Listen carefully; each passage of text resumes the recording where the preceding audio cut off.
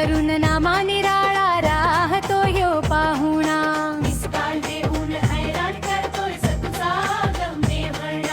तरुण सवरून नामा निराळा राहतो ह्यो पाहुणा. मला पाहताच लागली याला बाई माझी भारी गोडी. येता जाता मला भेटण्याची कोणतीच संधी ना सोडी. याला पाहताच काळीज लागे माझं थरथर कापण्या.